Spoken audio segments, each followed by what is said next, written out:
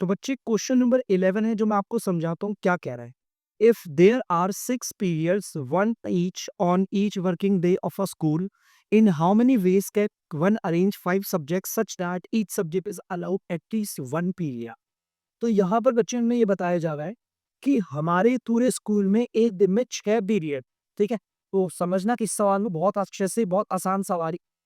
देखो, हमारे पूरे स्कूल में ध्यान से सुनना बच्चों, हमारा जो पूरा स्कूल है, स्कूल में ना एक दिन में 6 पीरियड है। 6 पीरियड है, देखो मैंने बना दिया। पहला पीरियड, दूसरा, तीसरा, चौथा, पांचवा और छठा। पूरे स्कूल में 6 पीरियड है, ठीक है। और हमें क्या करना है, हमारे पास सब्जेक्ट है 5, अलग अलग सब्जेक्ट्स है 5। ठीक है, जैसे हमारे पास मैथ्स हो गया, साइंस हो गया, एसएसटी हो गया, आपका कंप्यूटर हो गया, हिंदी हो गया, इंग्लिश हो गया। देखो कितने सारे हो गए, 6 हो गए। नहीं, हमने तो 5 ही लेने ना, तो एक काम करता, हिंदी इंग्लिश ले लेगा। हिंदी और इंग्लिश।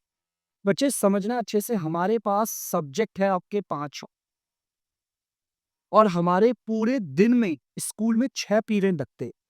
अब क्वेश्चन कह रहा है इन 5 सब्जेक्ट को इसमें ना अरेंज करना है इन 6 पीरियड में। बस एक बात का ध्यान रखना है, हर एक सब्जेक्ट को कम से कम 1 पीरियड तो मिलना ही पड़ेगा। इसको मैं आपको अच्छे से समझाता हूँ।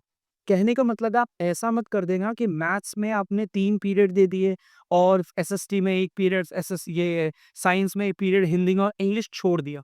बेटा ऐसा कोई भी सब्जेक्ट नहीं होना चाहिए जिसका पीरियड ही ना लगे। मतलब कम से कम हर सब्जेक्ट को 1 पीरियड तो मिलना ही मिलना चाहिए। कहने का मतलब अगर मैं हर एक सब्जेक्ट को 1 पीरियड दूँगा तो आप ऐसे 5 पकड़ लो पहले से। मतलब 5 पीरियड, 5 सब्जेक्ट, मेरे पे टोटल कितने तरीके अरेंजमेंट करने के, देखो ध्यान से।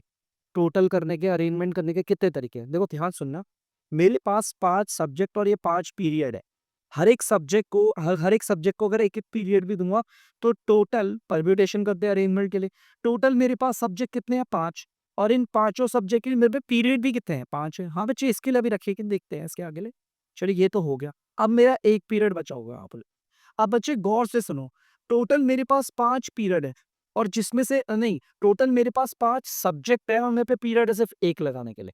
देखो ध्यान से, मैं आपसे कह रहा हूँ अगर मैं इन पाँचों पीरियड में पाँचों सब्जेक्ट को लगा दूँ, तो हर एक सब्जेक्ट को 1 पीरियड मिल जाएगा। लेकिन ये जो छठा पीरियड है ना, इसमें मैं किसी को भी रख सकता हूँ। क्वेश्चन ने ये कहा है कि हर एक सब्जेक्ट को 1 पीरियड मिलना चाहिए। कम से कम 2 पीरियड मिल जाए कोई दिक्कत नहीं, 3 मिल जाए कोई दिक्कत नहीं। बस ध्यान ये बात का रखना है हमें, हर पीरियड को सॉरी हर सब्जेक्ट को 1 पीरियड मिले। सबको अगर 1-1 पीरियड बाँटूँगा तो 5 पीरियड तो इसी में चले गए।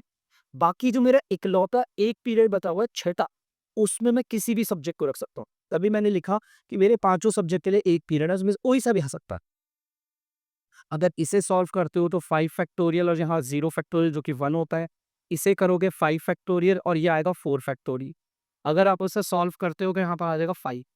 5 फैक्टोरियल आप सब जानते हैं क्या होता है और इंटू 5 आप इसे आराम से सॉल्व कर सकते हैं। इससे आपको पता चल जाएगा कि कोई भी व्यक्ति जिसके पास 5 सब्जेक्ट पढ़े हुए हैं, 5 सब्जेक्ट पढ़े वो 6 पीरियड्स में से कैसे बाँटेगा। और ये कंडीशन याद रखना, कंडीशन ये थी हर सब्जेक्ट को 1 पीरियड मिलना चाहिए कम से कम।